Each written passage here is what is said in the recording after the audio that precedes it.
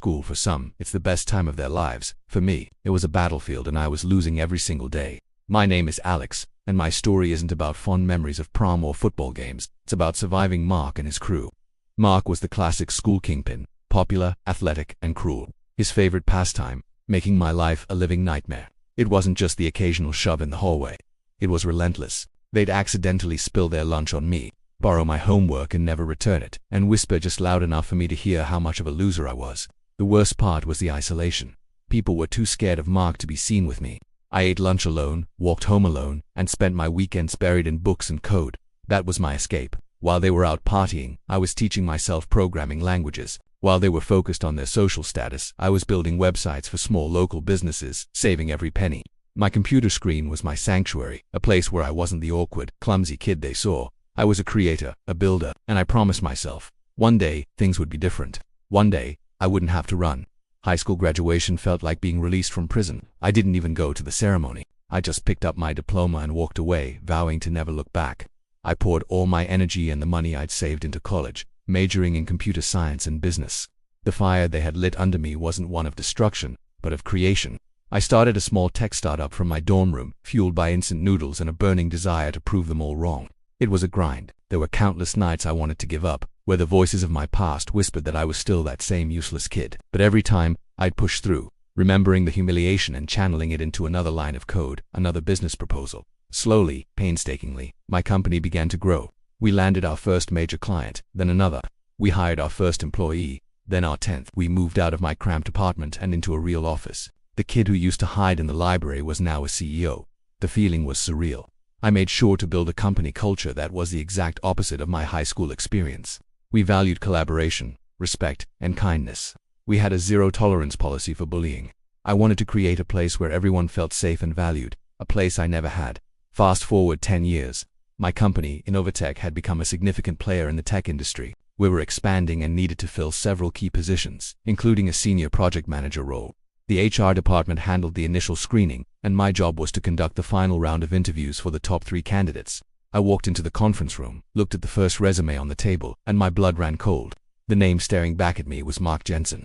My Mark. I took a deep breath, trying to calm the frantic beating of my heart. A part of me wanted to just cancel the interview, to tell HR he wasn't a fit and move on. But another, more curious part, needed to see this through. When the door opened, he walked in. He looked older, a bit weathered, the confidence he once wore like armor now replaced with a nervous, corporate smile. He didn't recognize me. Of course, he didn't to him. I was just a nameless face he'd tormented for fun. I was forgettable. I extended my hand. Alex Riley, CEO of Innovatech. Thanks for coming in. His eyes widened for a fraction of a second as he shook my hand. The name registered, but the face didn't. The interview began.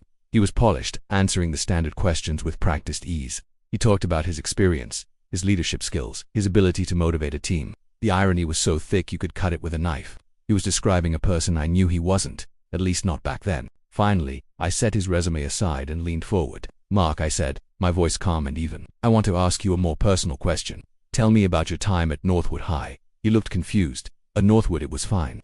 Pretty standard high school experience, I guess. Played some football, had a good time. That's what he called it. Do you remember a kid named Alex Riley?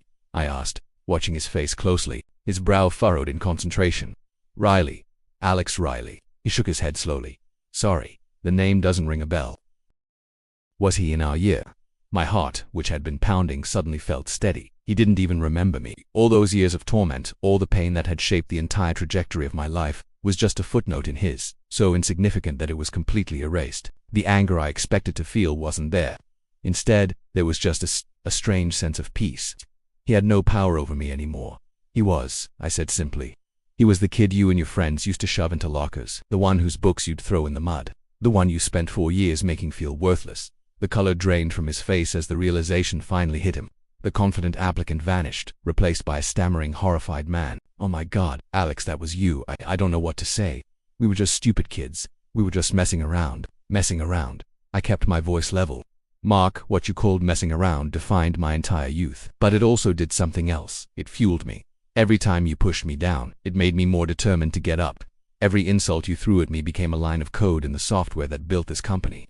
So, in a strange way, I have you to thank for all of this. I gestured around the spacious office, a testament to a life he'd unwittingly helped create. He just sat there, speechless, his face a mixture of shame and disbelief. The power dynamic had completely flipped. He was no longer the king of the school.